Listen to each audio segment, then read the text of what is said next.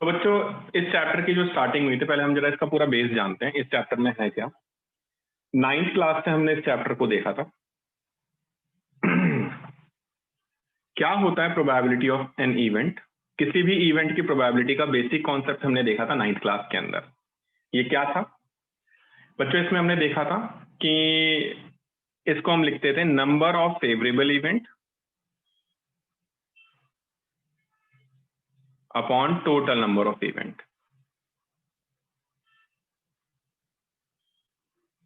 Events basically, ठीक है। फिर हमने ये भी जाना था 9th क्लास के अंदर कि इसकी जो रेंज होती है, प्रोबेबिलिटी की जो रेंज होती है, मिनिमम जो वैल्यू होती है वो 0 होती है या उसके बराबर होती है, बट मैक्सिमम वैल्यू 1 या उससे छोटी होती है या उसके बराबर होती है। जिस इवेंट की प्रोबेबिलिटी 0 होती है उसको हम बच्चों इम्पॉसिबल इवेंट कहते हैं। इम्पॉसिबल इवेंट कौन सी? जिसकी प्रोबेबिलिटी 0 होती है, हैविंग प्रोबेबिलिटी 0। श्योर इवेंट जिसकी प्रोबेबिलिटी 1 होती है, हैविंग प्रोबेबिलिटी 1। ये होना ही होना है, उसको हम श्योर इवेंट कहते हैं। बच्चों इसके बाद में ये हमने 9th क्लास के अंदर बेसिक कॉन्सेप्ट जाना था। ये 9th क्लास का था पूरा। 9th क्लास के अंदर हमने कुछ सैंपल स्पेस भी देखे। चलो वो 10th क्लास में देख लेते हैं। फिर 10th क्लास में आ गए हम। अब 10th क्लास में क्या था?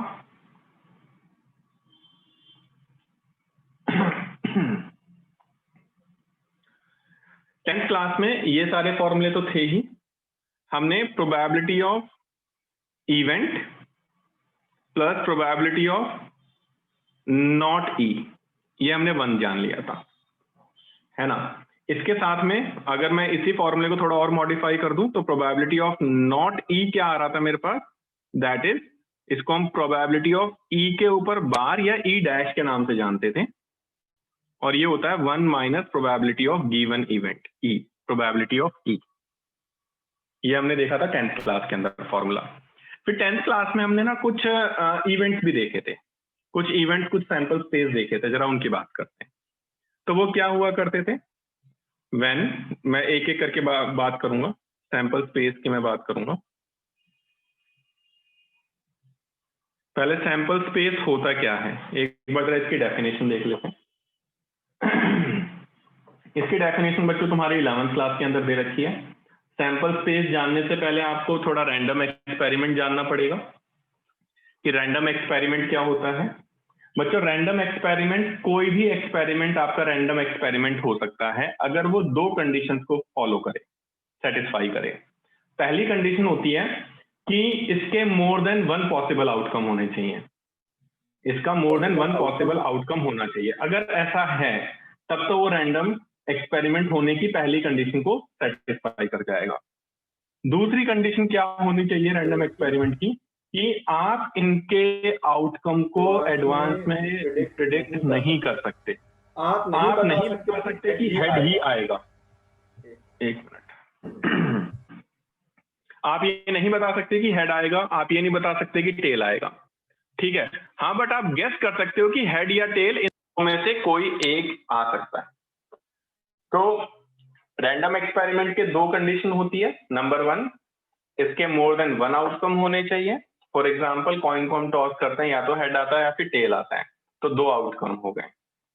दूसरा, हम इसके आउटकम को प्रिडिक्ट नहीं कर सकते। अगर मैं किसी कॉइन को टॉस करता हूं तो आप नहीं बता पाओगे कि हेड आएगा। क्या आप श्योरली बता सकते हो कि हेड ही आएगा? नहीं बता सकते आप। क्या आप श्योरली बता सकते हो कि टेल ही आएगा? नहीं बता सकते आप। तो ऐसे एक्सपेरिमेंट को हम बेटा रैंडम एक्सपेरिमेंट कहते हैं। अब रैंडम एक्सपेरिमेंट के अंदर जो पॉसिबल रिजल्ट्स थे उसको हम आउटकम्स के नाम से जानते हैं। सैंपल स्पेस पहले बाद में देखते हैं, पहले रैंडम एक्सपेरिमेंट की बात करी मैंने।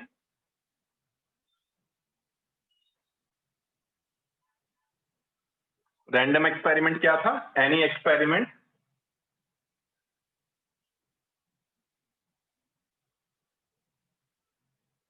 is called random experiment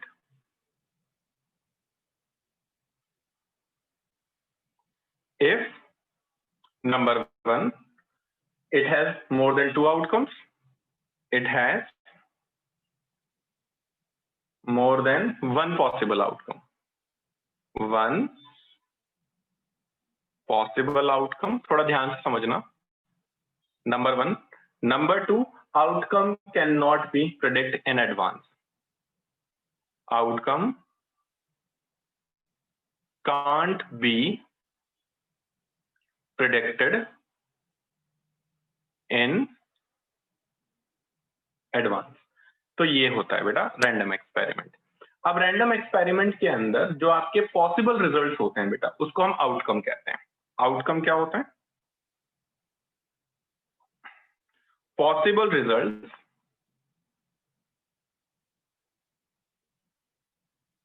in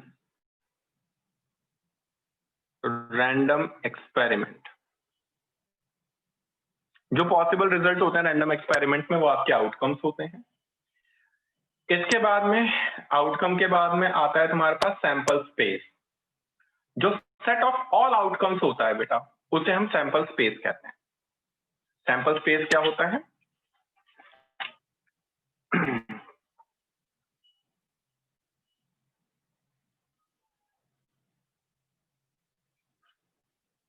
set of all possible outcomes in a random experiment, है ना, उसे हम क्या कहेंगे? सैंपल स्पेस कहेंगे. फॉर एग्जाम्पल, इसके अंदर हमने 10th क्लास में पहले कुछ देखे थे. Number one, when coin is tossed once. जब कॉइन को एक बार टॉस करते हैं तो सैंपल स्पेस के अंदर जो आउटकम्स आएंगे वो आएंगे 2 की पावर n, वेयर n जो होगा बेटा वो आपके पास नंबर ऑफ टॉसेस होगा. अगर हम एक बार टॉस करेंगे तो 2 की पावर 1 यानी 2 आएगा. 2 बार टॉस करेंगे तो 2 की पावर 2 यानी 4 आएगा. 3 बार टॉस करेंगे 2 की पावर 3 यानी 8 आएगा. 4 बार टॉस करेंगे तो 2 की पावर 4 यानी 16 आएगा. और इनको लिखेंगे कैसे? इसका भी पैटर्न होता है बेटा. एक नंबर व्हेन एक बार करेंगे तो 2 की पावर 1 यानी 2 आ जाएगा. दैट मीन्स 2 की पावर 1 यानी कि 2. तो सैंपल स्पेस आएंगे आपके पास, या तो हेड होगा या फिर टेल होगा. ठीक है. आउटकम क्या था? ये H और T, ये दो आउटकम थे. इसको सेट के फॉर्म में आपने डाल दिया तो ये आपका सैंपल स्पेस हो गया. Number two, when coin is tossed twice. तो 2 की पावर 2 4 आउटकम्स आएंगे. क्या क्या होंगे जरा ये भी देख लेते हैं. 2 बार हेड लिखो, 2 बार टेल लिखो, फिर एक बार हेड, एक बार टेल, एक बार हेड, एक बार टेल. ये सारे जो आएंगे ये आपके जब 2 बार कॉइन को टॉस करेंगे तो उसके आउटकम्स होंगे. HH, HT, TH, TT. आपको पूरा लिखना हॉरिजॉन्टल है, मैंने वर्टिकल आपको आगे समझाने के लिए बस लिख दिया. तीसरा, when coin is tossed thrice. तो 2 की पावर 3 8 आ गया भाई. तो 8 का हाफ करो 4. तो पहले 4 बार हेड लिखो और 4 बार टेल लिखो, है ना. मैंने कहा 2 की पावर 3 8 आ गया. तो 8 का हाफ करो 4. 4 बार हेड, 4 बार टेल. फिर अब 2 बार हेड लिखो, 2 बार टेल लिखो, फिर 2 बार हेड लिखो, 2 बार टेल लिखो, फिर head tail, head tail, head tail, head tail. ये जो आएंगे आपके ये सारे के सारे सैंपल, ये पूरा जो बनेगा सैंपल स्पेस बनेगा व्हेन कॉइन को 3 बार टॉस करेंगे. एक बार H आएगा, एक बार HT आएगा, HTH आएगा, HTT आएगा, THH आएगा, THT आ जाएगा, TTH आ जाएगा, TTT आ जाएगा, जब 3 बार कराए. चौथा, when coin is tossed 4 times. तो 2 की पावर 4 16 आएगा. 16 का हाफ करो 8.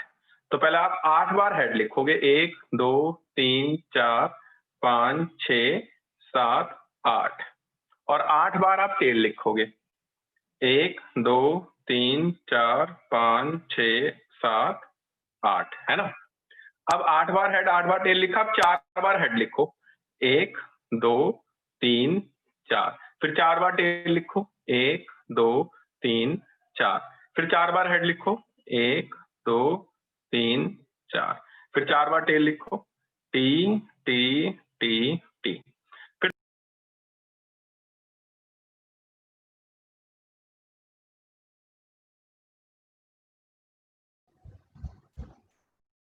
सर आपकी वॉइस नहीं आ रही है। सर ऑडियो खत्म नहीं आ रहा। सर आप म्यूट हो गए हो।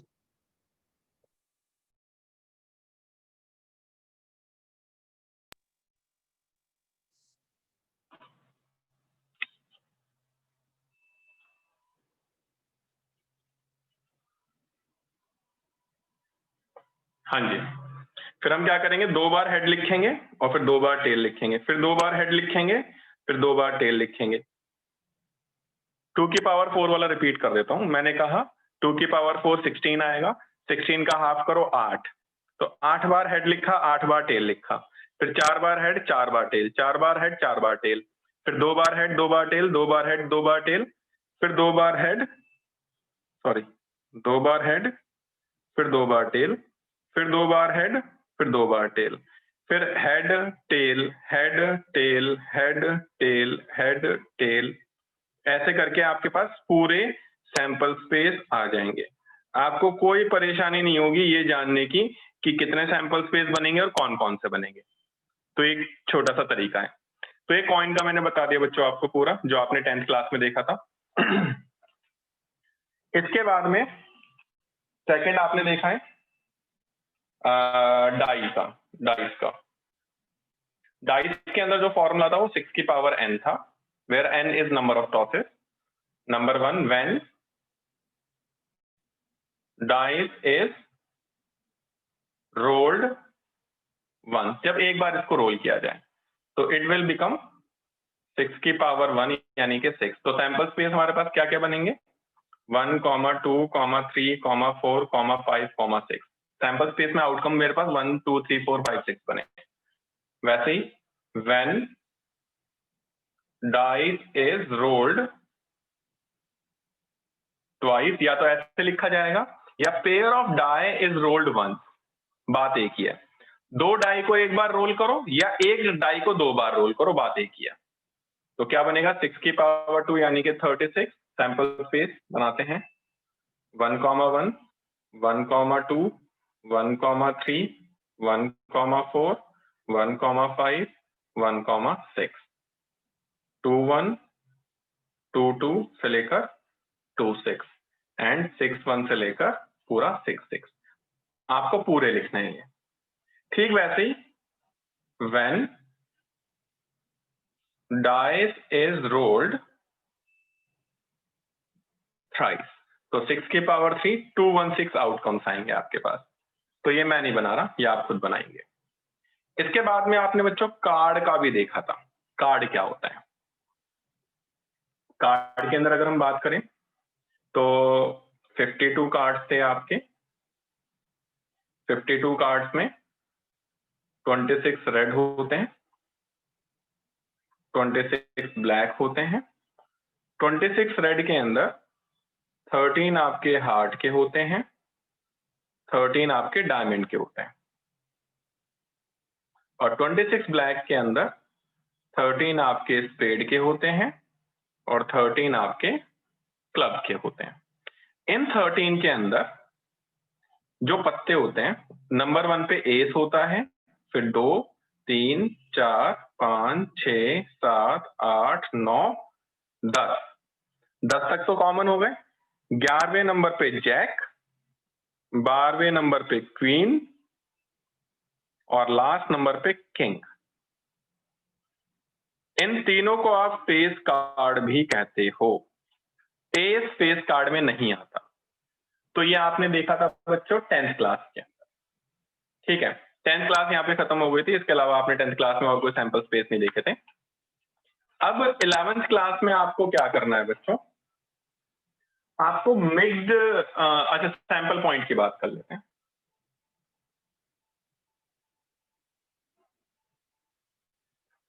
हर आउटकम को each element of sample space is known as sample point. क्या होता है? Each element in sample space is called sample point. तो बेसिक सी डेफिनेशन थी। अब बच्चों तुम्हारे पास क्या आएगा? तुम्हारे पास मिक्स्ड इवेंट आएंगे। मिक्स्ड इवेंट में आपको सैंपल स्पेस बनाने के लिए बोलेगा, तो आप कैसे बनाओगे जरा एक करके वो देख लेते हैं। मिक्स्ड इवेंट, मिक्स्ड इवेंट में कैसे, मतलब क्या चीज बोली जा रही है? फॉर एग्जाम्पल जैसे आपसे बोला जाए 16.1 में क्वेश्चन नंबर 6, मैं क्वेश्चन भी रीड कर रहा हूं। 16.1 क्वेश्चन नंबर 6, जो क्वेश्चन में क्या बोल रहा है? ये बोल रहा है कि 2 boys and 2 girls are in room X. X room में क्या है? रूम एक्स में 2 बॉय और 2 गर्ल हैं, और रूम वाई में 1 बॉय और 3 गर्ल्स हैं। Specify sample space for experiment in which firstly room is selected then person. पहले रूम सेलेक्ट किया जाएगा फिर पर्सन को सेलेक्ट किया जाएगा। तो सैंपल स्पेस क्या बनेंगे भाई? पहले हमने रूम सेलेक्ट करा x, उसके साथ में पहले वाले बॉय को सेलेक्ट करा xb1, ठीक है, कॉमा, फिर x के अंदर दूसरे बॉय को सेलेक्ट करेंगे xb2, कॉमा, x के अंदर पहली गर्ल को सेलेक्ट करेंगे xg1, कॉमा, फिर x के अंदर दूसरी गर्ल को सेलेक्ट करेंगे xg2, राइट। पहले रूम सेलेक्ट करा, फिर हमने स्टूडेंट सेलेक्ट कर लिए भाई। फिर रूम सेलेक्ट करेंगे y, पहला बॉय एक ही बॉय है तो b1 आ जाएगा, फिर y g1 comma y g2 comma y g3, curly bracket of.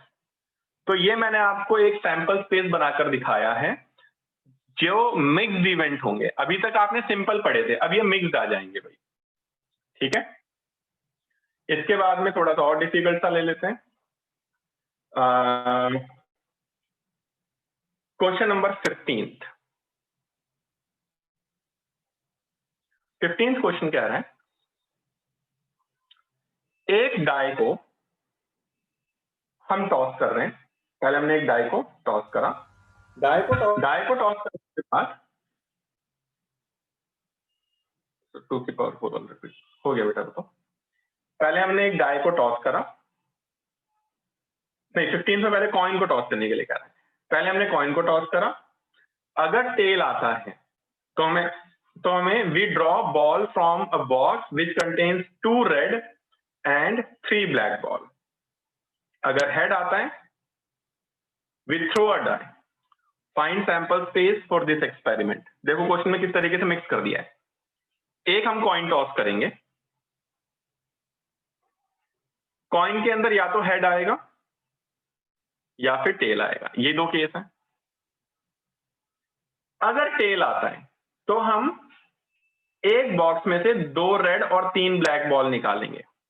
Tell आता है तो पहली रेड, दूसरी red and 3 black ball. Tail आता है तो पहली ब्लैक, दूसरी ब्लैक एंड तीसरी ब्लैक टेल के साथ। और अगर वो हेड आने की बात कर रहा है तो हम डाई को थ्रो करेंगे। तो डाई में क्या क्या आ सकता है? 1 आ सकता है हेड के साथ, डाई में 2 भी आ सकता है, 3 भी आ सकता है, 4 भी आ सकता है, 5 भी आ सकता है, 6 भी आ सकता है। अब सैंपल स्पेस जब बनाएंगे तो इनको बस हम डाल देंगे कॉमास के साथ, h1 comma h2 comma h3 comma h4 comma h5 comma h6, फिर t के साथ में पहली रेड बॉल t r2, फिर t black 1, t black 2, t black 3, curly bracket off. तो this is how we represent sample space और sample points और या फिर आउटकम आपके जो है। आई होप ये सबको क्लियर हुआ। Any doubt in this? क्या ये सबको क्लियर है बच्चों? सैंपल स्पेस और सैंपल पॉइंट जो मैंने आपको सर समझाया एक और बार समझा दो सर, मेरे को थोड़ा सा क्लियर, मतलब सन ढंग से समझ में नहीं आया सर। ऊपर वाला भी नहीं आया, ये वाला भी, फर्स्ट क्वेश्चन भी, तो फर्स्ट क्वेश्चन तो आ गया सर, ये वाला नहीं आया सर ढंग से समझ। ये वाला नहीं आया ना। चलो मैं दोबारा समझा देता हूँ बेटा। क्वेश्चन नंबर 15 समझा दीजिए। हाँ 15 बेटा मैं दोबारा समझा देता हूँ। क्वेश्चन नंबर 15 में ये कह रहा है कि भाई, सॉरी कॉइन की स्पेलिंग ही पहले तो मैंने गलत कर दी। एक कॉइन है हमारे पास, कॉइन को जब मैं टॉस करूंगा तो या तो हेड आएगा या फिर टेल आएगा। अगर टेल आता है, टी आ रहा है, तो मैं बैग में 2 रेड और 3 ब्लैक बॉल रखी हुई है, उनको ड्रॉ करूंगा। अब भाई 2 रेड है तो टेल के साथ पहला रेड आएगा या फिर टेल के साथ दूसरा रेड आएगा, या फिर जब 3 ब्लैक थी तो टेल के साथ पहली ब्लैक, टेल के साथ दूसरी ब्लैक और टेल के साथ तीसरी ब्लैक। तो ये तो बॉल का हो गया मामला, है ना। ये तो बॉल्स हो गई सारी की सारी, चाहे तो तुम यहाँ पर लिख सकते हो, ये बॉल्स हो गई है, ठीक है ना। और या अगर हेड आता है तो हेड के साथ में आप डाई थ्रो करोगे। डाई के साथ नंबर क्या क्या आते हैं, 1 2 3 4 5 6, बट ये कब आएंगे, ये हेड के साथ आएंगे। अब मैंने क्या करा, ये जो नंबर आए हैं ना, इनको बस मैंने सेम लिख दिया है सेट बनाने के लिए, और इनके बीच में कॉमास आ गया। अब बताइए क्या ये सबको क्लियर है गोकुल? ओके, तो ये सैंपल स्पेस हमने बनाए। एक और ले लेता हूं ताकि तुम्हें और बेटर समझ में आ जाए, ठीक है। एक और ले लेता हूं सो दैट आपको और बेटर अंडरस्टैंडिंग हो जाए।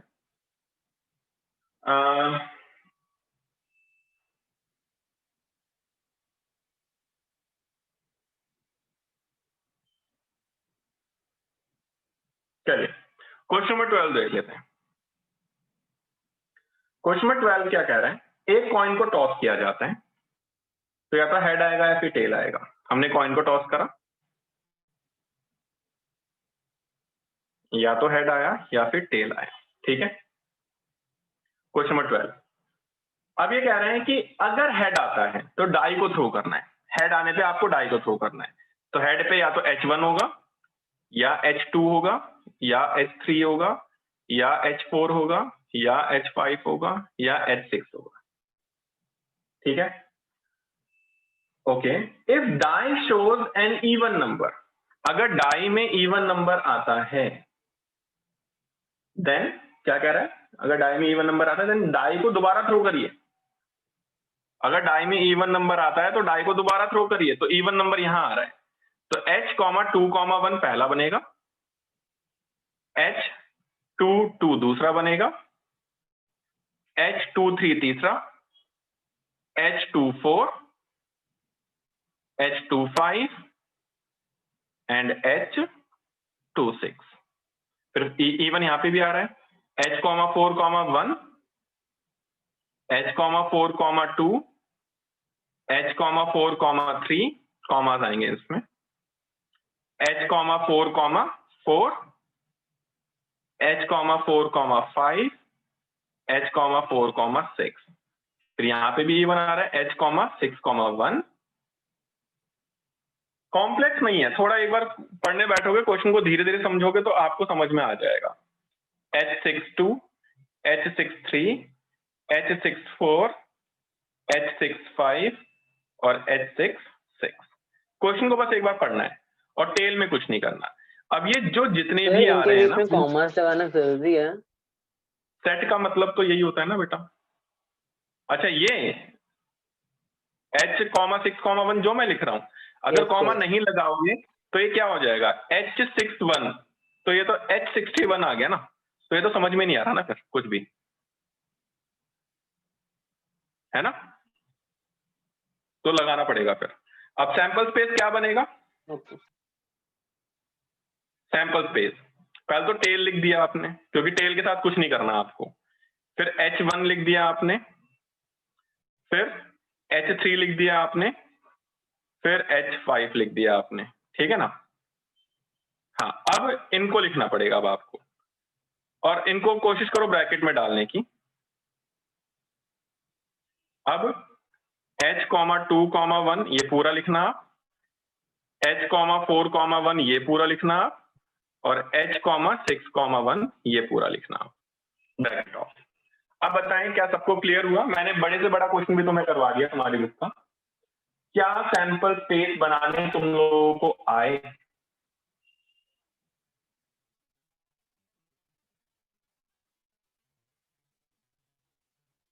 क्या सैंपल स्पेस बनाने आ गए तुम लोगों को? सर ये लास्ट वाला फिर से बताना, सैंपल स्पेस वाला।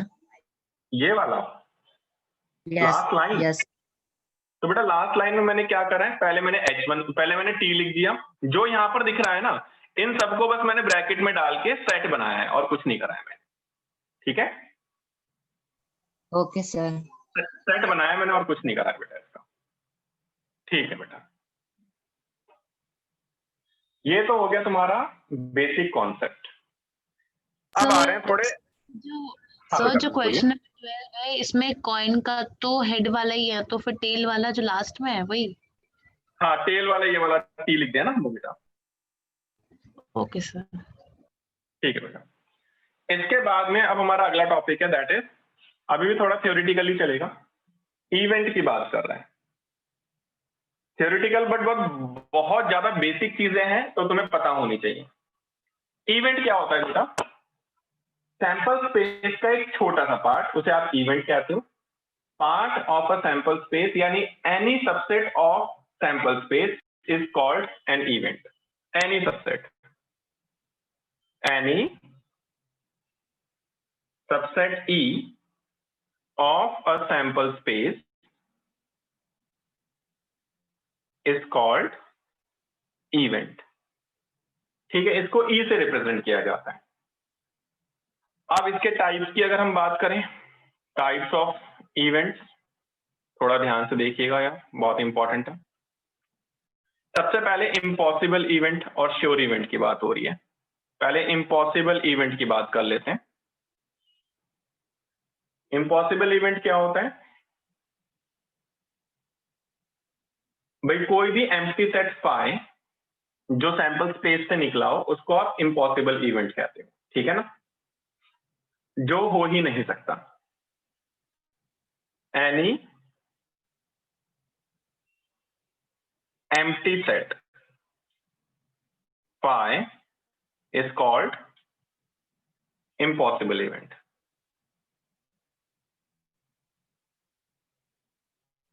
ठीक है, सेकंड आता है श्योर इवेंट। श्योर इवेंट ऐसा इवेंट जिसमें पूरा सैंपल स्पेस आ जाए। ऐसा इवेंट जिसमें पूरा सैंपल स्पेस आ जाए, the whole sample space is called sure event. Whole sample space is called sure event. ठीक है, कोई हम ऐसे एग्जांपल दे सकते हैं? बिल्कुल दे सकते हैं। फॉर एग्जांपल, मेरे पास कोई सैंपल स्पेस है, रोलिंग अ डाई वंस, एक डाई को हमने रोल करा है, तो इवन इवेंट है मेरे पास गेटिंग अ नंबर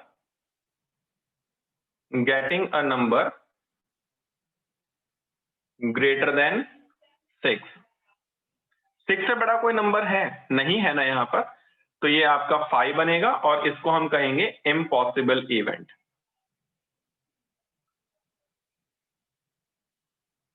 अब एक इवेंट E2 ले रहा हूं, getting a number less than और इक्वल टू 6।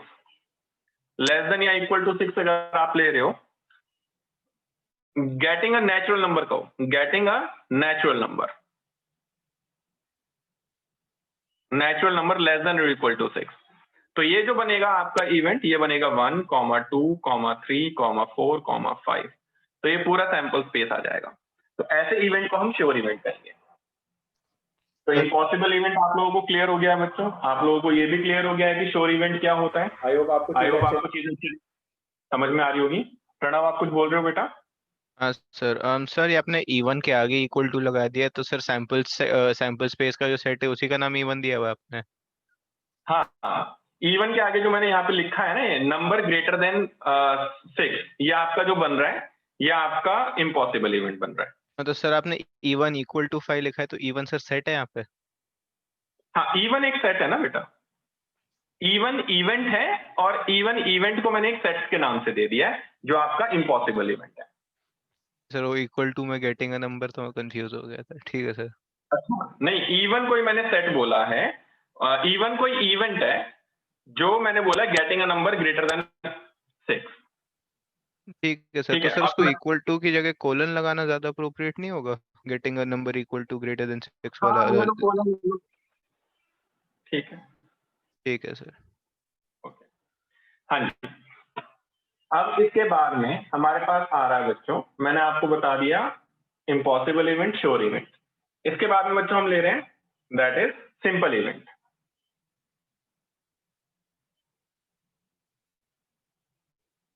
सिंपल इवेंट कौन सा इवेंट होता है बच्चों? एक ऐसा इवेंट जिसमें सिर्फ एक ही सैंपल स्पेस होता है, एक ही सैंपल पॉइंट होगा, has only one sample point of a sample space. An event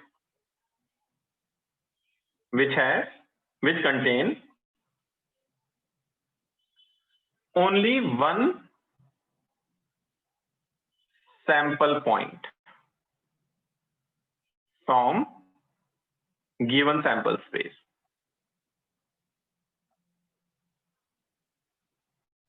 for example, मैंने कोई ऊपर जो मेरे पास सैंपल स्पेस था, मैं इससे कोई एक इवेंट ले रहा हूं, E3 मैंने इवेंट ले लिया कोई, getting E1 prime number, getting E1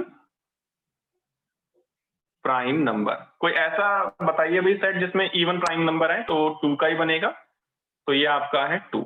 एक एलिमेंट आ रहा है तो इसे हम सिंपल इवेंट कहेंगे। कंपाउंड इवेंट जिसमें एक से ज्यादा सैंपल पॉइंट होंगे, compound events which contain more than one sample point, which contain more than one sample point. For example, getting an even number, even number का 2, 4, 1 2 3 4, ये क्या कर दिया मैंने, 4 5 6, हाँ जी। फॉर एग्जाम्पल मैं बोल दूं भाई गेटिंग एन ऑड नंबर, तो 1 3 5 more than one element sample point है, तो ये आपका कंपाउंड इवेंट हो जाएगा। इसके बाद में तुम्हारे पास आता है बच्चों, कंपाउंड इवेंट के बाद अलजेब्रा ऑफ इवेंट। अब इनके अलजेब्रा में जाते हैं जरा भाई हम, अलजेब्रा ऑफ इवेंट। अलजेब्रा में जो हमने चैप्टर 1 में पढ़ा था सेट के अंदर, वही आएगा। जैसे पहले हम बात करेंगे वही जो हमने वहां पे पढ़ा था, यूनियन हो गया है ना, मैं इनको करवा नहीं रहा हूं, ये हमने बहुत बार पढ़ लिया है। यूनियन हो गया, इंटरसेक्शन हो गया, तीसरा डिफरेंस हो गया, चौथा कॉम्प्लीमेंट हो गया,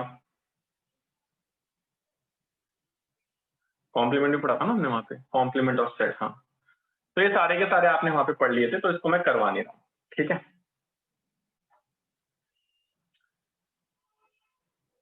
अच्छा, इसमें ना एक दो चीजें आपको पता होनी चाहिए, एक दो चीजें और पता होनी चाहिए। चलो मैं फिर भी बताता हूँ, थोड़ा सा कॉम्प्लीमेंट इन सब के बारे में बताया हूँ। पहला आपका मैं यूनियन वाला कॉम्प्लीमेंट का बता, बताना एक बार। क्या कह रहे हो बेटा? सर एक बार कॉम्प्लीमेंट का साइन बता दो। मैं पूरा ही बता देता हूँ बेटा। यूनियन ऑफ इवेंट क्या होता है, इसको बेटा आप लिखोगे इवेंट ए और बी।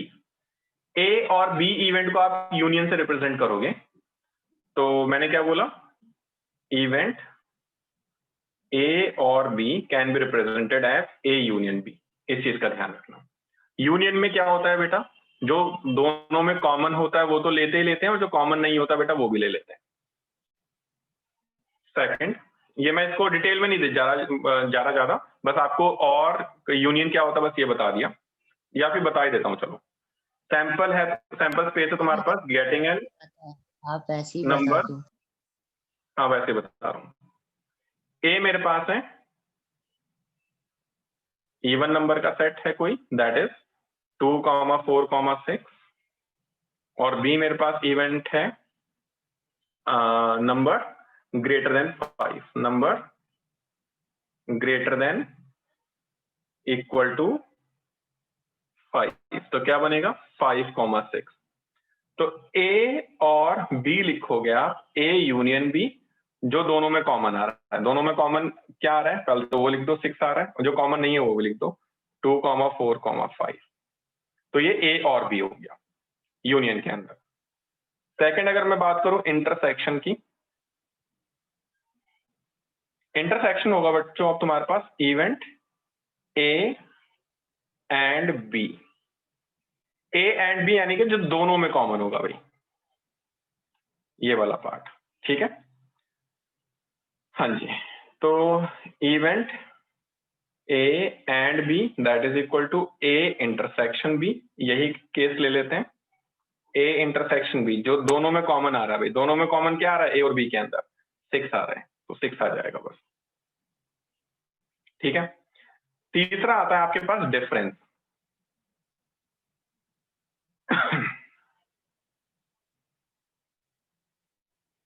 डिफरेंस क्या होता है भाई आपके पास, event A but not B, event A but not B। A होना चाहिए, B नहीं होना चाहिए। ये A है, ये B है, तो A बट नॉट B यानी A में से B को माइनस कर दिया आपने, तो दिस इज जो शेडेड पोर्शन है that is A but not B। तो ये आ जाएगा आपके पास event A but not B, it can be represented as A intersection B complement, और ये आ जाएगा A माइनस B, A में से B को माइनस कर दो, क्या आएगा जरा देख लें एग्जांपल में भी। A मेरे पास क्या था, A था 2, 4, 6, माइनस B क्या था मेरे पास, B था मेरे पास 5,6।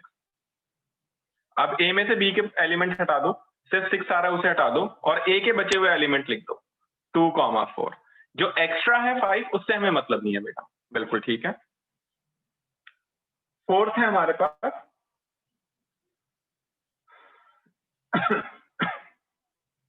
कॉम्प्लीमेंट इवेंट ले लेते हैं बेटा।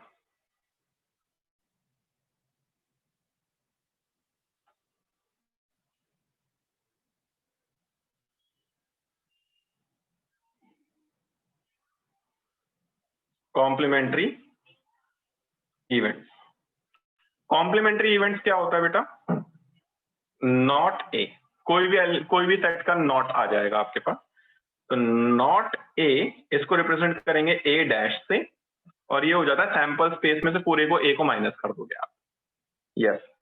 तो क्या आ जाएगा, सैंपल स्पेस में से पूरे इसको माइनस करोगे, सैंपल स्पेस आपके पास है 1, 2, 3, 4, 5, 6, माइनस कर दो इसमें ए को, ए मेरे पास क्या है 2, 4, 6, तो आंसर विल बी 1, 3, 5।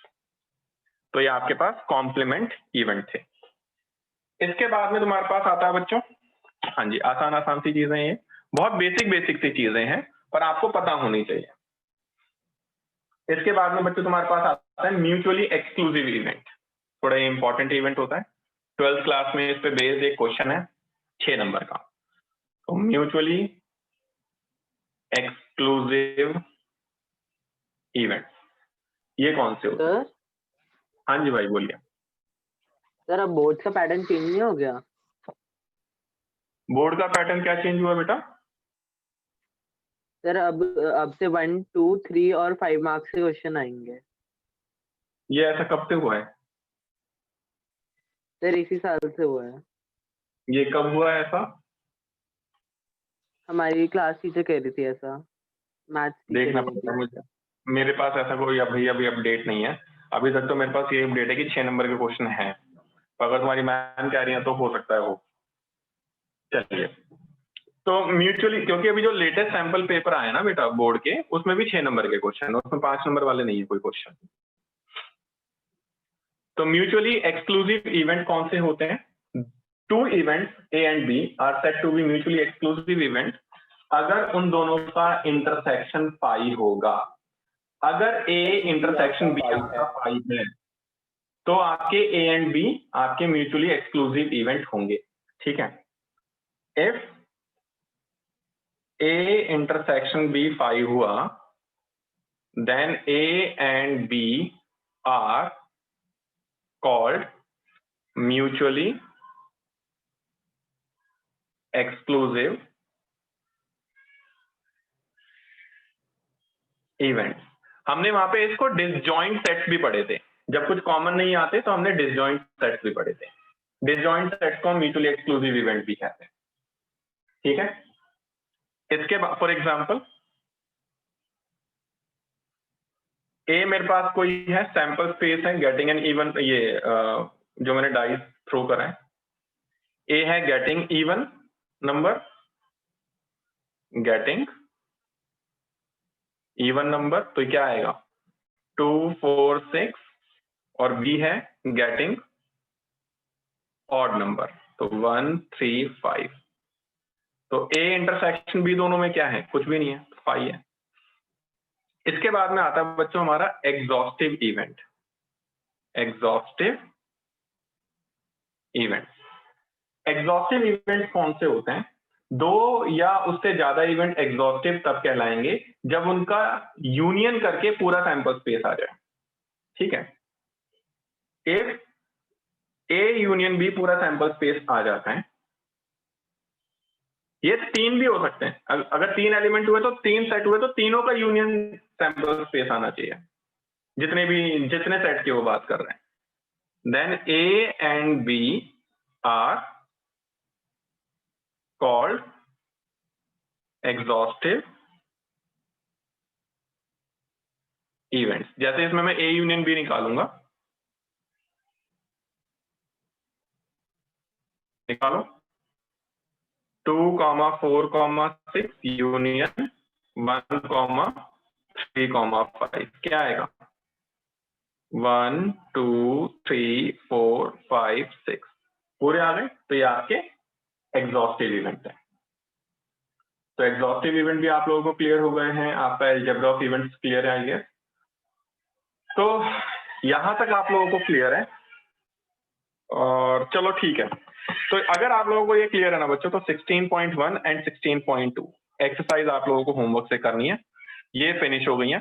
इसके बेस पे फिर अगर आप लोगों को ये अगर आपको ये क्लियर हो जाती है तो अगली क्लास में आपका चैप्टर खत्म हो जाएगा। आप लोग मुझे ये सबमिट करिए नेक्स्ट क्लास तक, फिर नेक्स्ट क्लास के बाद में हम इसके डाउट्स लेंगे, तो ये वाला चैप्टर हमारा खत्म हो जाएगा। इस चैप्टर को बाहर से करने की जरूरत है भाई, क्योंकि ये चैप्टर बाहर से बहुत ज्यादा आता है। तो आज के लिए इतना ही रखते हैं। किसी को डाउट है तो मुझसे पूछ लीजिए, आज के किसी भी कॉन्सेप्ट में अगर कोई डाउट है तो आप लोग मुझे इससे पूछ सकते हो। क्लियर है तो वो मुझे बता दीजिए, सबको क्लियर है तो वो बता अरे एक बार ये लास्ट वाला बताना फिर से। रिकॉर्डिंग भेज दूंगा बेटा, मैं रिकॉर्डिंग में अपलोड कर दूंगा यूट्यूब पे, तो लाइक और सब्सक्राइब तो कर ही देना, ठीक है ना। यूट्यूब पे मैं अपलोड कर रहा हूँ तुम्हारी सारी वीडियो। हाँ, लास्ट सर वाला लास्ट क्या है? वाला बता दीजिए। एग्जॉस्टिव इवेंट क्या होता है? 2 इवेंट एग्जॉस्टिव होंगे अगर उनका यूनियन करके सैंपल स्पेस के बराबर आ जाए पूरा। फॉर एग्जाम्पल ए मेरे पास इवन था और बी मेरे पास ऑड था, अगर मैं इवन और ऑड इन दोनों का अगर मैं यूनियन निकालूंगा तो 1 2 3 4 5 6 पूरा आ जाएगा। तो अगर ऐसा होगा तो ये आपके एग्जॉस्टिव इवेंट होते हैं बेटा, ठीक है। Yes sir. चलिए बच्चों, फिर मिलते हैं नेक्स्ट क्लास के अंदर। आज के लिए इतना रखते हैं, बाय।